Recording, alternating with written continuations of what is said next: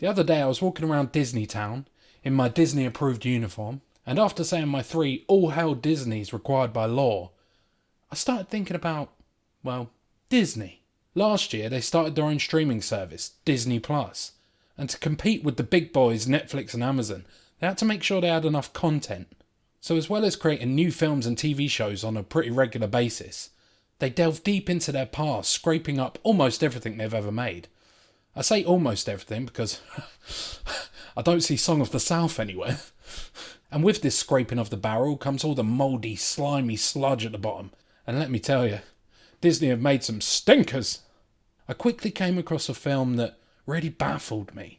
A film that shook me to my very core. That film was You Lucky Dog. So pause what you're doing for a second and let me lead you through a tale of love, greed, and the most ridiculous court scene in the history of cinema. We begin with the most shameless attempt to recapture the magic of You've Got a Friend in Me. Togetherness, no matter what the weather, you can always count on me. Ah, God, we're off to a good start here. We meet Jack Morgan, played by Kirk Cameron, a man who used to be a dog psychic, but isn't anymore. I bet you didn't see that one coming. But it seems he's lost his magical powers, so he's just kind of running a scam dog therapy business with the woman who voiced Chucky Finster. This is Bernice. A dog therapist, for crying out loud. Why do I listen to you? Oh, really? Well, I put that check in the mail last week. Hey, no. Whoa. I thought this was a movie for kids. Well, we were making some real progress. He's then visited by Mr. Windsor, along with his driver Calvin and his dog Lucky. So the lighting makes this look like a film noir. I'm sure gonna miss you, Bernice. So Jack takes Lucky for his dog psychic mind reading therapy session, but something strange starts to happen.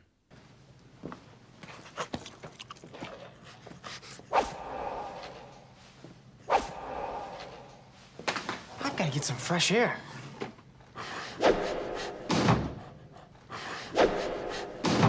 What the fuck?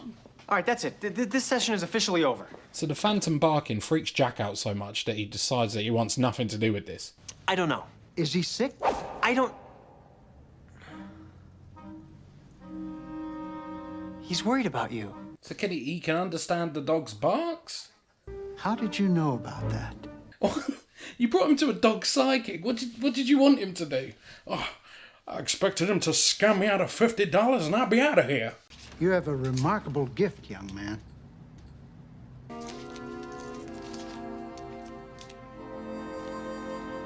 You see, I made a bitch. Cut to 2 weeks later and we see that Jack's dog psychic therapy business is shutting down. Wow, surprise. So Calvin comes to tell Jack that Mr. Windsor's attorney wants to meet with him. Mr. Windsor has died and he's leaving all his money to his dog. The dog will be in control of the assets, and you will be working for him. Me? Wait. Let me get this straight. Right. So this man met a dog psychic. 2 weeks later, he died, left all his money to the dog, and then asked the dog psychic to be in charge of the money for the dog. Makes perfect sense. Let's carry on. Well, if you thought that was weird, it's about to get weirder.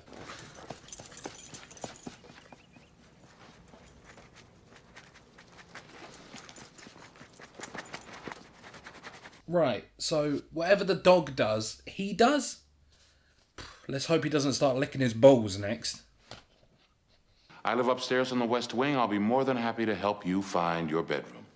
Sure. Wow, I've never lived in a place that needed a tour guide before. Oh, man, have I got a weird taste in my mouth. Dog balls. Definitely dog balls. You got a mint? No? Man, it tastes like Dog balls. shoe leather. Shit. Are you all right, Chief? I was sure it was dog balls. It seems that Jack and Lucky have a special connection. Fucking, not that kind of special connection. Jesus. And what Disney Channel film would be complete without cartoonish villains? I think we're ready to begin the proceedings. First, let me express my heartfelt condolences on the death of your Uncle Clive Windsor. Thank you, my dear. It has indeed been very devastating. It's been so difficult. And they're very unhappy that all the money has been left to a dog. All I want to know is, how do we get our money back? According to the will, the only way to dissolve the trust is to prove that the trustee, Mr. Jack Morgan, is mentally incompetent. Easy. The guy's a fucking nutter. I cost because I'm the best in the business. I can have you back in your mansion on your patio with that dog on a barbecue spit in a couple of weeks, but 30% is what it'll cost. Listen, you want your money, I want my money. Together we could be eating barbecue dog legs in a week. By the way, this guy right here, he makes some brilliant sound effects. No.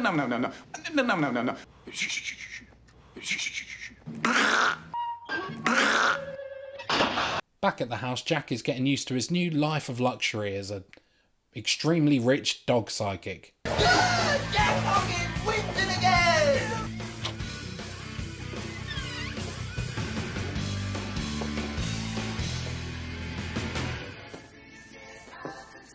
Oh god, the tension.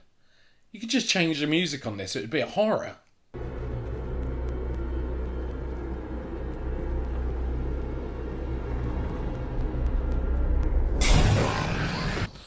So we learn that Jack actually starts to channel the dog when the dog gets too excited.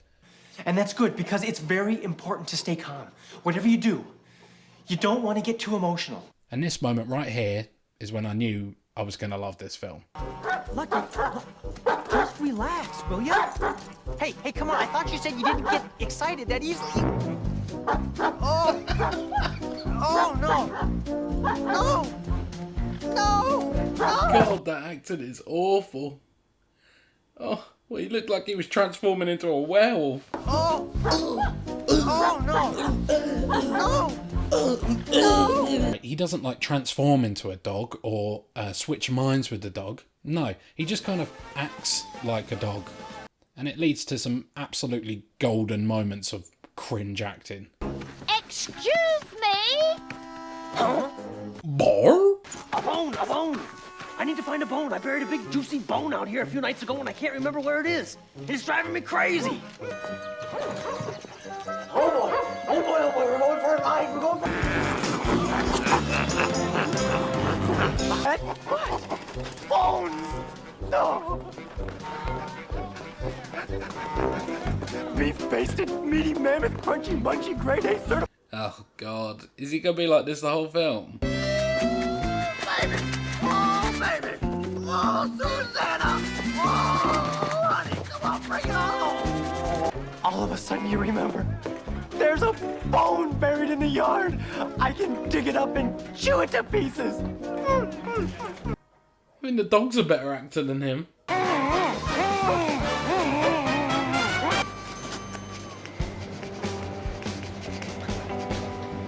Wonton chicken. God, I hope there's a twist in this film where he is actually just mental. He's been imagining the whole thing, and he's in a straitjacket in a padded cell, just barking like a dog. Bro!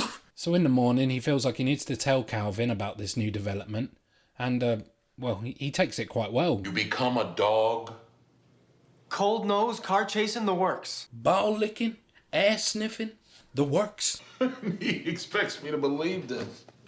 You know, if that was me, I would have been like, yeah, fuck this, I'm out. They buy lots of dog stuff and fill up the house with it. And this really pisses off the bad guys. So Dumb, Dumber, and Balding decide they're going to break into the house in the middle of the night and kill the dog. Nah, that's just what I wish happened. But so here we get a nice, playful, cute, Disney-esque home intrusion scene.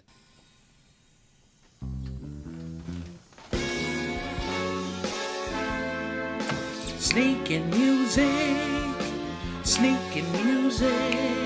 you don't want the dark to hear ya. But obviously they're caught in the act. I would run away from that as well. That's terrifying. And what they do afterwards is probably what they should have done before attempted kidnap. They decide to take the matter to court and try and convince the jury that Jack's insane. Against the estate, we allege that the dog's psychic, Jack Morgan, is himself mentally incompetent and may have taken advantage of the elderly Mr. Windsor. Keep in mind that this young man not only represents himself as a... Where's the lie?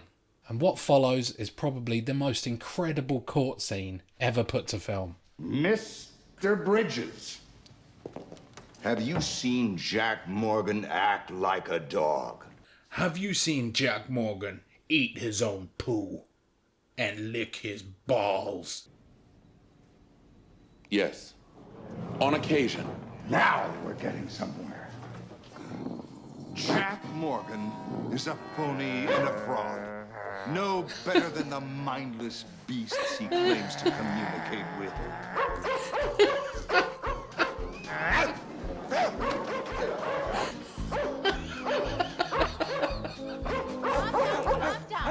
Okay, Lucky, relax. Calm down. Calm down, boy. I don't know whether I'm Good just boy, getting good boy. delirious, Calm but this is Calm actually down. quite funny. Good boy. Oh my god. That's the spot. Yeah. Oh, Nelly. That's the spot. We see it was actually one of the nephews that tried to kill Mr. Windsor. Surprise! You poisoned the old man, didn't you? It was murder.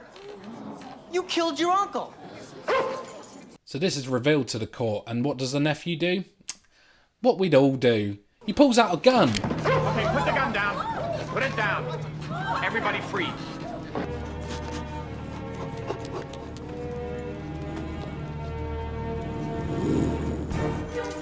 No, Lucky!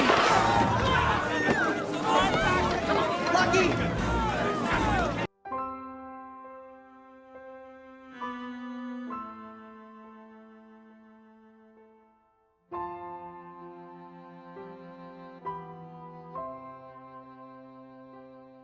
So of course, it's a Disney film. Lucky isn't actually dead.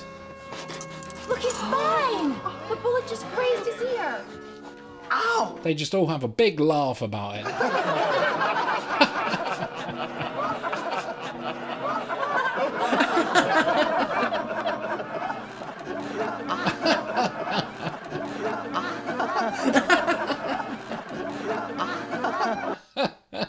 What a crazy day. So, I've got to admit, I think I love this film. Don't get me wrong, it's awful. Really fucking awful. But it's got a charm to it. You know that kind of 90s charm you don't really get anymore? Hammy, over-the-top acting, a terrible plot, awful dialogue. It's here in abundance and, oh, it's magnificent. So if you want to watch something where you can laugh at it for just over an hour, then check it out. But if you're looking for a film with anything good, then don't watch this film. You're barking up the wrong tree. Good night, everybody. See you later.